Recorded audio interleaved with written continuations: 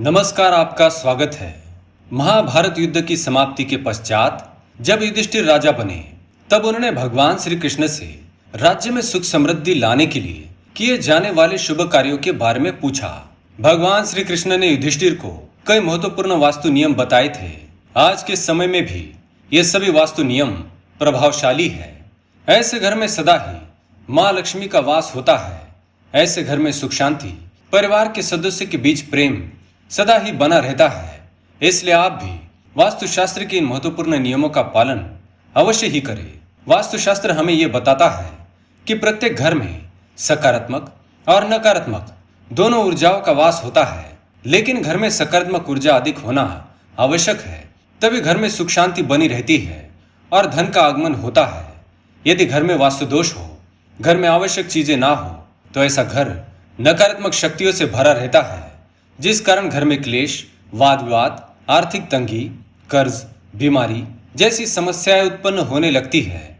इन सभी समस्याओं से बचने के लिए आप अपने घर में वास्तुशास्त्र में बताए गए इन नियमों का पालन अवश्य ही करें। घर की महिलाओं को घर की लक्ष्मी कहा जाता है, अतः उनका सम्मान करना सबसे महत्वपूर्ण बात है। श्री कृष्ण कहते हैं कि जहां पर स्त्री का सम्मान नहीं होता है, उस कुल का विनाश होता है। उस कुल को दरिद्रता का सामना करना पड़ता है, क्योंकि देवी लक्ष्मी ऐसे घर में एक क्षण भी नहीं रुकती। लक्ष्मी को स्वच्छ वातावरण प्रिय है, चाहे वह मन की स्वच्छता हो या घर की स्वच्छता। इसलिए अपने घर के साथ साथ अपना मन भी स्वच्छ रखें। घर की स्वच्छता तो हम झाड़ू से कर सकते हैं, लेकिन मन की स्वच्छता करने के लिए अपने मुख पर सदा ही ईश्वर का नामस्मरण करते रहना चाहिए। इससे मन में बुरे विचार नहीं आएंगे। तो चलिए जान लेते हैं भगवान श्री कृष्ण ने बताए हुए महत्वपूर्ण वास्तु नियम। पर उससे पहले अगर आपने चैनल को सब्सक्राइब नहीं किया है तो इसे सब्सक्राइब कर लीजिए, साथ ही वीडियो को एक लाइक करना ना भूलें। पहली बात, श्री कृष्ण कहते हैं कि प्रत्येक मनुष्य के घर में पंचगव्य अर्थात दूध, दही, घी, गोमूत्र, गोबर और शहद अवश्य ही होने चाहिए। जिस घर में ये चीजें होती है वहां पर कभी दरिद्रता नहीं आती। इन चीजों को सबसे अधिक पवित्र माना गया है। दूसरी बात, घर के प्रत्येक सदस्य को, खासकर बड़ों को एकादशी का व्रत अवश्य ही पालन करना चाहिए। एकादशी के दिन घर में किसी भी प्रकार का अनिष्ट कार्य ना करें। एकादशी का व्रत सभी व्रतों में श्रेष्ठ है, इसलिए इस दिन घर की शुद्धता बनी रहनी चाहिए। जिस घर की स्त्री नित्य एकादशी के व्रत का पालन करती है, उसके घर में लक्ष्मी सदा ही निवास करती है। तीसरी बात, शाम के समय घर में लक्ष्मी का आगमन होता है, अतः इस समय पर घर का मुख्य द्वार एवं खिड़कियां खुली रखनी चाहिए। रोज शाम को घर के सामने एक घी का दीपक अवश्य ही जलाना चाहिए। दीपक जलाते समय इस बात को ध्यान में रखें कि दीपक के नीचे थोड़े अक्षत अवश्य रखने चाहिए। शाम के समय घर के आंगन में पानी छिड़क कर रंगोली बनाकर देवी लक्ष्मी का स्वागत करने से माँ लक्ष्मी प्रसन्न होकर आपके घर में प्रवेश करती है। चौथी बात, घर के मुख्य द्वार पर स्वास्तिक का चिन्ह बनना चाहिए। स्वास्तिक अत्यंत शुभ चिन्ह है।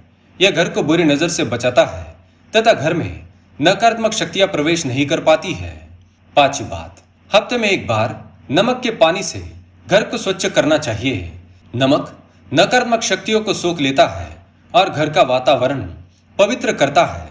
स्नान करते समय भी पानी में थोड़ा सा नमक मिलाकर स्नान करना चाहिए, इससे तन की शुद्धि होती है। छठी बात, नित्य पूजा के पश्चात थोड़ी सी शक्कर घर पर फेर कर चींटियों को खिलानी चाहिए। इससे घर में मौजूद सबसे सूक्ष्म जीव भी संतुष्ट हो जाते हैं और घर की रक्षा करते हैं। चींटियों को शास्त्रों में अत्यंत शुभ माना गया है। यह घर की बुरी शक्तियों से रक्षा करती है। सातवीं बात, कुलदेवी अथवा कुलदेवता के वार के दिन घर में अखंड दीपक जलाना चाहिए। इससे कुलदेवता प्रसन्न होते हैं और घर के सदस्यों पर अपनी कृपा दृष्टि बनाए रखते हैं।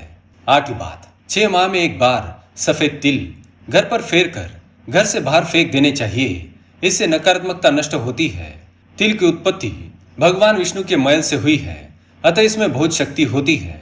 नवीं बात, श्री कृष्ण कहते हैं घर में अथवा घर के आसपास मौजूद सभी पशु पक्षियों को संतुष्ट रखने का दायित्व मनुष्यों का है।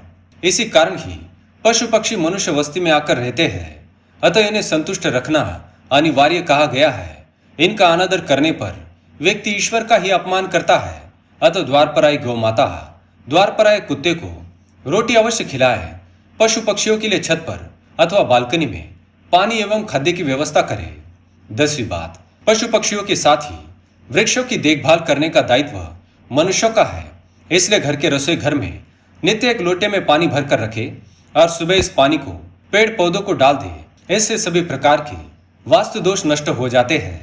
11वीं बात, घर के बाहर ईशान्य कोण में जल से भरा पात्र अवश्य रखना चाहिए ताकि कोई भी अतिथि प्यासा न लौटे और आपको आशीर्वाद प्रदान करे। पैसे को पानी पिलाने से बढ़कर पुण्य कोई और नहीं है। तो दोस्तों, ये थी वो महत्वपूर्ण बातें जो भगवान श्री कृष्ण ने सुख समृद्धि के लिए बताई है। उम्मीद है ये जानकारी आपको अच्छी लगी होगी। अगर ये जानकारी पसंद आई तो लाइक करें, कमेंट में जय श्री कृष्ण अवश्य लिखें। धन्यवाद।